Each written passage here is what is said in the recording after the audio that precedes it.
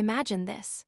You hold the door open for a stranger, donate a small amount to a cause, or simply listen, truly listen to someone who's having a hard day. Nothing grand, nothing dramatic. Yet in that moment, something invisible happens inside your brain. A ripple begins, chemicals shift, circuits light up, and before you realize it, you feel lighter, calmer, more alive. This is not coincidence. This is neuroscience. This is altruism at work, the quiet superpower that rewires your brain for happiness, fulfillment, and purpose. Welcome to the Mind Gym. Today, we're exploring why helping others makes you happier, and more importantly, how you can train your brain to live from that space of genuine generosity. By the end, you won't just understand altruism, you'll know how to practice it like a daily mental workout that strengthens the muscles of joy and connection. Let's start with a simple truth. The human brain evolved not just to survive, but to cooperate. Deep within your neural architecture, you're wired for empathy, connection, and contribution. When you help someone, your brain releases a trio of neurochemicals: dopamine, oxytocin, and serotonin. Together, they form what scientists sometimes call the helper's high. Dopamine gives you the hit of motivation and pleasure, oxytocin deepens trust and bonding, and serotonin brings that long, warm glow of calm satisfaction. In other words, your brain rewards you for kindness. It's almost as if nature designed happiness to be a side effect of helping. But here, the problem, modern life distracts us from that natural wiring. We scroll, compete, and compare. We live in an age of hyper-individualism where the self often takes center stage. Yet the more we focus on ourselves, the less happy we tend to be. Studies show that people who prioritize helping others consistently report higher life satisfaction, better mental health, and even longer lifespans. So if altruism is this powerful, why don't we practice it more intentionally? Because our brains, while wired for connection, are also wired for caution. The primitive amygdala still whispers, "Protect yourself first." It tells you that giving means losing something. But here's the paradox. When you give, you don't lose energy, you generate it. The brain literally reconfigures to make generosity a renewable source of emotional power. To understand how this transformation happens, let's look at 3 layers of altruism: instinctual, conscious, and integrated. Layer 1, instinctual altruism.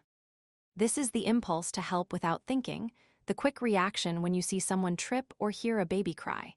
It's raw empathy. Your mirror neurons fire as if their experience is your own. This kind of giving feels automatic, effortless. But it's inconsistent. It depends on the situation. Layer 2, conscious altruism. This is where choice enters. You decide to help even when it's inconvenient, even when no one is watching.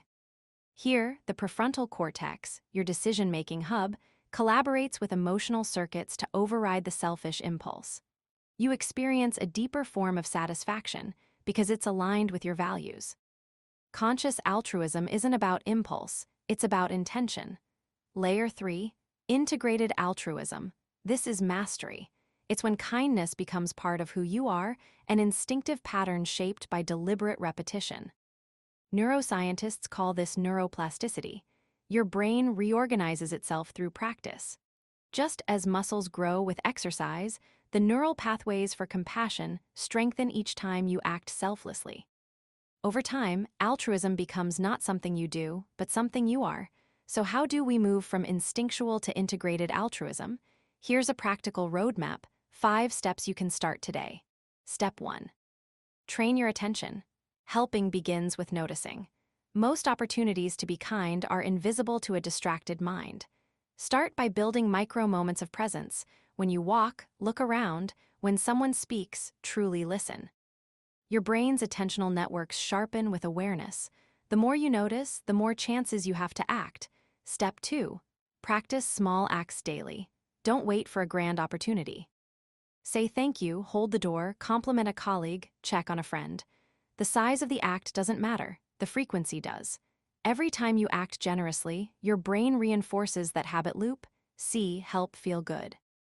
Over weeks, these small neural victories compound into a durable state of well-being. Step 3.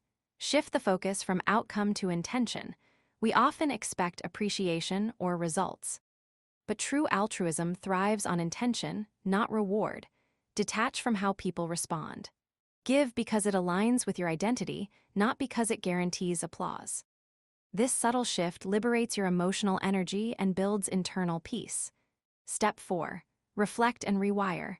At the end of each day, take 2 minutes to recall a moment when you helped or could have helped someone. Feel it vividly. This reflection activates the same neural pathways as the act itself, deepening the connection between altruism and reward. Over time, this nightly reflection rewires your brain's default mode toward empathy. Step 5. Expand your circle.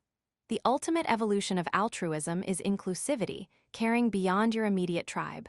Volunteer, mentor, support a cause. Research from Harvard shows that sustained acts of contribution lead to measurable changes in the brain's reward system, making happiness more stable and less dependent on external conditions. But let's go deeper. Because altruism isn't only about external action, it's an inner practice. There's an emotional intelligence to giving. Sometimes, helping others also means learning healthy boundaries. You can't pour from an empty cup, and neuroscience backs this up. Chronic self-neglect erodes empathy by draining prefrontal resources. So, paradoxically, self-care and altruism are partners, not opposites. When you nurture your own mental well-being, you expand your capacity to give sustainably. Now, let's explore what happens inside your brain during an altruistic act. Imagine offering comfort to a friend. As you do, your anterior cingulate cortex lights up, the empathy center. The ventral striatum, associated with reward, activates as if you've just received a gift yourself. And the insula, responsible for emotional awareness, synchronizes the experience between you and the other person. This synchronization is not metaphorical, it's measurable. Scientists can see the brainwave patterns align between two people engaged in genuine compassion. Connection becomes literal resonance. And this resonance changes everything. When you help others, you're not just altering their emotional state, you're reshaping your own neural landscape. Over time, this creates what psychologists call a positive feedback loop of purpose. You act kindly, you feel better, you identify as someone who contributes, and that identity fuels more acts of kindness. It's the ultimate upward spiral. Here's the extraordinary part: altruism is contagious. MRI studies show that observing someone perform an act of generosity triggers mirror circuits that make you more likely to do the same. One kind act doesn't just make two people happier, it can ripple across an entire community. When you choose compassion, you quietly rewrite social chemistry. Now, let's make it tangible with a 7-day altruism challenge. Think of it as a mental gym workout. Day 1, start with awareness. Notice 3 opportunities to help, even in small ways. Day 2, offer genuine appreciation, thank someone who's usually overlooked. Day 3, give your time, help a friend, family member, or colleague without expectation. Day 4, practice empathy, listen to someone's story without interrupting or judging. Day 5, perform one anonymous act of kindness. No recognition, no trace. Day 6, reflect, journal about how these acts affected your mood and mindset. Day 7, amplify, invite someone else to join the challenge. Repeat this cycle every week. Within a month, your emotional baseline will shift. You'll start waking up lighter, with an underlying sense of meaning that no external success can replicate. Let's pause and ask, what if happiness isn't something you chase, but something that emerges when you stop focusing on yourself? What if fulfillment isn't found in accumulation, but in contribution? Helping others doesn't just make life better, it makes you better. It sharpens your awareness, expands your empathy, and unlocks neurochemical states that pharmaceuticals could only dream of imitating. Think of altruism as a spiritual technology. The more you use it, the stronger it becomes. Each act is like upgrading your brain's operating system, replacing fear with connection, scarcity with abundance, isolation with belonging. So, as you leave this video, I want you to carry one idea. Every time you help someone, you're also helping your future self. You're sculpting your neural pathways toward happiness, resilience, and peace. Start today, one small act. One generous thought, one genuine moment of empathy, Watch how your brain responds. Watch how your heart expands. This is not theory, it's transformation. You have everything you need inside you to make kindness a lifestyle, not a gesture. The more you give, the more you grow.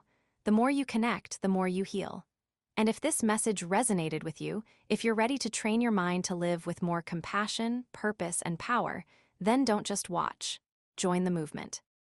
Like this video, subscribe to the Mind Gym, and share it with someone who needs a reminder that happiness begins when we give it away. Together, let's build a world where helping others isn't an exception, it's the norm.